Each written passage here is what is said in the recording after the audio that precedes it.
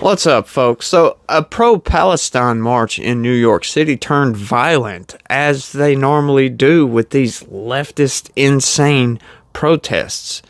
I need to relay something to some of these people. If they happen to watch this video, you can criticize the Israeli government without supporting terrorists. I hope you know that. Just because you say pro-Palestine, most of the people in Palestine support Hamas. Over 50% of those people support Hamas. So when you say pro-Palestine, it's almost the same thing as saying pro-Hamas. That's why there's such a big uproar over all this crap. So for all you people that are pro-Palestine, you can criticize Benjamin Netanyahu for his, I don't want to call it a genocide, but it's damn near that. You can criticize him for that without being pro-Palestinian. Kind of like me. I understand these people. I understand the situation that they're in. But I cannot get behind them at all. I can say, look, stop dropping bombs on civilians, without saying these people need to clean out Israel from the river to the damn sea. That's just insane leftist BS, and I really hope that people will start waking up to that, seeing it for what it is. Kanye West apologizes to the Jews. Wow. Yeah, in Hebrew at that, but, hey, everybody can see the error in their ways from time to time. The Biden administration denies Secret Service protection to Robert Kennedy Jr., which he does qualify according to the rules, the qualifications, I guess you could say. So, I wonder why that may be. You never know. But what's up, everybody? How the hell is your day going? It's the day after Christmas, so what's up? I hope Santa Claus treated everybody well. I hope y'all having a good day. If you're new around here, we cover political news, stuff you're not going to hear about in the mainstream, or at least the stuff you do hear about in the mainstream. You can come over here and get a genuine take on it. You're not going to get a leftist bias take on it. You're going to get a logical take on it. That's what we do. We read out news, keep the people informed of what's going on in the government. So if you want to keep up to date with that, smash that subscribe button for me. Turn on your notifications so you get notified every time I pop out a video. And if you could do me a big favor and smash that like button for me. But without further ado, let's get into some insane leftist crap. This is nuts, y'all. This ain't the main story, but I thought I'd cover it right quick. Anyway, check this out. Free tampons and menstrual pads now required in Canadian restrooms. Yeah, all federally regulated employers in Canada are now required to stock free feminine hygiene products such as tampons and menstrual pads in all restrooms, including men's restrooms. Now, you might be thinking to yourself, why? I can tell you exactly why. Because in Canada, these leftists think men can be women. They think men menstruate for some reason, which is totally insane. And it really surprises me. The new regulations went into effect earlier this month under Canadian Prime Minister Justin Trudeau's extreme left-wing administration. Specify that menstrual products must be in all toilet rooms regardless of their marked genders, according to the Canada's Employment and Social Development website. This is simply nuts, folks. What has people's thought process come to when they think that men need tampons? Where the hell are you gonna put it?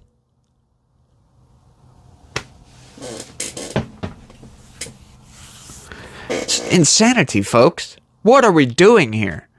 I just wanted to cover that and get that out of the way because that is totally illogical and just ridiculously stupid. However, that's not the main story. Let's get into the main story. This is kind of horrifying. Israeli military says it has expanded offensive to refugee camps in central Gaza. Oh my goodness. On Christmas, nonetheless. From Rafah, Gaza Strip. Israeli forces on Tuesday expanded their ground offensive into urban refugee camps in central Gaza after bombarding the crowded Palestinian communities and ordering residents to evacuate. Gaza's main telecom provider announced another complete interruption of services in the besieged territory. The military's announcement of the new battle zone threatens further destruction in a war that Israel says will last for many months as it vows to crush the ruling Hamas militant group after its October 7th attack. Israeli forces have been engaged in heavy urban fighting in northern Gaza and the southern city of Khan Yunis, driving Palestinians into even smaller areas in search of refuge. The U.S. said Israel's Minister for Strategic Affairs, Ron Demmer, was meeting with Secretary of State Anthony Blinken and National Security Advisor Jake Sullivan. Despite U.S. calls for Israel to curb civilian casualties and international pressure for a ceasefire, Israeli Prime Minister Benjamin Netanyahu said the military was deepening the fighting. And look, I'm anti-war. I've always been anti-war. I'm anti-intervention. We don't need to be helping these people do this, okay? They are plenty strong enough. They have plenty of money on their own to handle this by themselves. I understand, sending aircraft carriers and military assets into the area to help stabilize, considering what Iran is doing right now. They're threatening to wipe Israel off the map. We can go in and be a peacekeeping force, but we do not need to be helping these people because they are killing civilians in insane amount of numbers, and we really, morally, do not need to get behind that. That is bullshit. There's been over 20,000 deaths at this point. 2/3 are civilians. That's an insane number. It's like for every 3 people you kill, 2 of those are women and children. I understand Israel's need and want to get rid of Hamas. There has to be a better way of going about it besides just bombarding these civilian areas and killing all these people. There's got to be a better way. I know I've said it before, and I agree with AOC on this. We should have surgical strikes of these Hamas militants. Root them out. Take as long as it needs to. We need to minimize the civilian casualties. That's anytime and always. Right? Like they say, it's better that 10 criminals get away than 1 person have to suffer. I totally agree with that philosophy. We say to the Hamas terrorists, we see you and we will get you, Netanyahu said. Israel's offensive is one of the most devastating military campaigns in recent history. More than 20,900 Palestinians, 2/3 women and children, have been killed, according to the health ministry in Gaza, whose count doesn't differentiate between civilians and combatants. The agency said 240 were killed over the last 24 hours. That means on Christmas Day, they were executing people, essentially. Because all of those 240 people were not all Hamas militants. Can't be. Not with 2/3 being. Now, I know it said they don't differentiate between. So, you want to take the polling numbers. If you want to logically work this out, you take the polling numbers. It was just over 50% of the civilians in Palestine support Hamas. You add that into the account, 7,500 innocent civilians were killed. That's insane, folks. That is outright insanity. And I call for a ceasefire right now. Stop just shelling the motherfuckers. At least on Christmas. Gee whiz, folks. The UN Human Rights Office said the continued bombardment of Middle Gaza had claimed more than 100 Palestinian lives since Christmas Eve. The office noted that Israel had ordered some residents to move there. What? Why would you force people into an area you're about to bombard. Israel said it would no longer grant automatic visas to UN employees and accused the world body of being complicit partners in Hamas tactics. Take that however you want. Government spokesman Elon Levi said Israel would consider visa requests case by case that could further limit aid efforts in Gaza. Residents of central Gaza described shelling and airstrikes shaking the Nuseirat, Maghazi, and Burej camps. The built-up towns hold Palestinians driven from their homes in what is now Israel during the 1948 war, along with their descendants. The bombing was very intense, Radwan Abu Shiita said by phone from Burej. The Israeli military ordered residents to evacuate, a belt of territory the width of central Gaza, urging them to move to nearby Deir al-Balah. God dang with these names, huh? UN Humanitarian Office said the area ordered evacuated was home to nearly 90,000 people before the war and now shelters more than 61,000 displaced people, mostly from the north. The military later said it was operating in Burej and asserted that it had located a Hamas training camp. Good, take it out. The telecom outage announced by Patel follows similar outages through much of the war. NetBlocks, a group that tracks internet outages, confirmed that network connectivity in Gaza was disrupted again and likely to leave most residents offline. It's a war. Duh. Senior Hamas official Osama Hamdan said several counties had sent proposals to resolve the conflict following news of an Egyptian proposal that would include a transitional Palestinian government in Gaza and the occupied West Bank. He did not offer details on the proposal. Defense Minister Yoav Gallant said Israel faces a multi-arena war on 7 fronts: Gaza and the West Bank, Lebanon, Syria, Iraq, Yemen, and Iran. We have responded and acted already on 6 of these, he told the Knesset's Foreign Affairs and Defense Committee. Iranian-backed militia groups around the region have stepped up attacks in support of Hamas. Iranian-backed militias in Iraq carried out a drone strike on a U.S. base in Erbil on Monday, wounding 3 American service members, according to U.S. officials. In response, U.S. warplanes hit 3 locations in Iraq connected to a main militia, Hezbollah.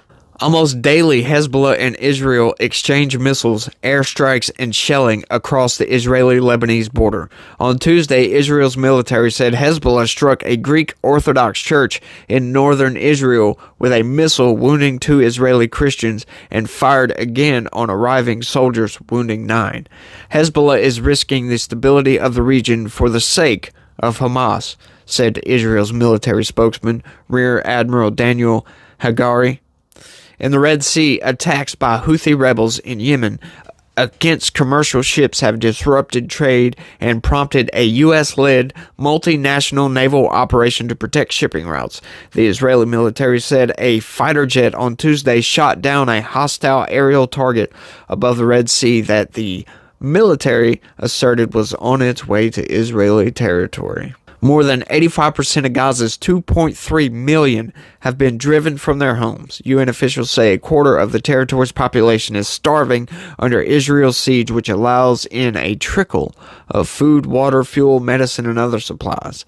Last week, the UN Security Council called for immediate speeding up aid deliveries, but there has been little sign of change. In an area Israel has declared a safe zone, a strike hit a home in Mawasi, a rural area in the southern province of Khan Yuni.